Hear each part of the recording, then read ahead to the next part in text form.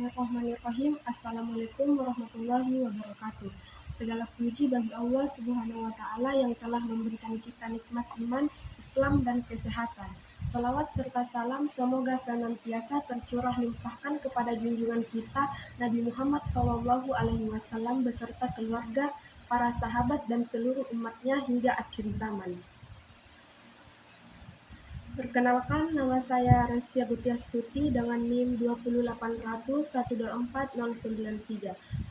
Tujuan dari pembuatan video ini untuk memenuhi tugas dari mata kuliah yang diampu oleh Ibu Haja Andi Hasrianti, SS MPD. Baik, langsung saja ke materi pertama, yaitu pengertian karya tulis ilmiah. Karya ilmiah terdiri dari dua, yaitu karya dan ilmiah. Karya menurut Kamus Besar Bahasa Indonesia adalah pekerjaan, hasil perbuatan, buatan ciptaan, terutama hasil karangan. Ilmiah bersifat ilmu dan secara ilmu pengetahuan. Menurut syarat kaidah ilmu pengetahuan, ilmiah diartikan sebagai hal yang berlandasan kepada ilmu pengetahuan. Dalam membuat sesuatu yang bersifat ilmiah, seseorang harus memiliki landasan yang kuat atau dikenal dengan istilah teori. Karya tulis ilmiah ini tulisan yang dirancang secara sistematis serta berdasarkan investigasi secara penganalisisan yang mendalam tentang topik atau permasalahan tertentu. Umumnya, tujuan karya tulis ilmiah adalah untuk menyampaikan informasi, menjelaskan temuan, atau menguraikan argumen yang didukung oleh data dan bukti yang valid. Keberadaan karya tulis ilmiah memegang peranan penting karena berfungsi sebagai sarana utama untuk menyebarluaskan pengetahuan, memperluas pemahaman, serta meningkatkan kesadaran akan berbagai bidang ilmu. Menguasai kemampuan menulis karya ilmiah memiliki dampak yang besar dalam berbagai bidang seperti akademis, profesional, dan sosial.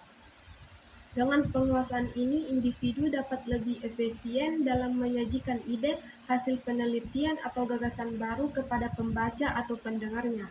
Selain itu, karya ilmiah juga merupakan standar dalam komunikasi ilmiah yang dimana kejelasan, keakuratan, dan kredibilitas informasi menjadi hal yang sangat penting. Materi kedua yaitu manfaat karya tulis ilmiah. Yang pertama itu mengembangkan kemampuan berpikir kritis yang logis. Penulis dilatih untuk berpikir secara sistematis, objektif, dan berlandasan bukti secara kemampuan berpikir logis dan kritis meningkat. Yang kedua, mengenalkan dengan kegiatan kepustakaan. Penulis terbiasa melakukan studi pustaka atau literatur, yakni membaca dan merujuk berbagai sumber informasi untuk mendukung argumen atau penelitian. Yang ketiga, memperoleh kepuasan intelektual.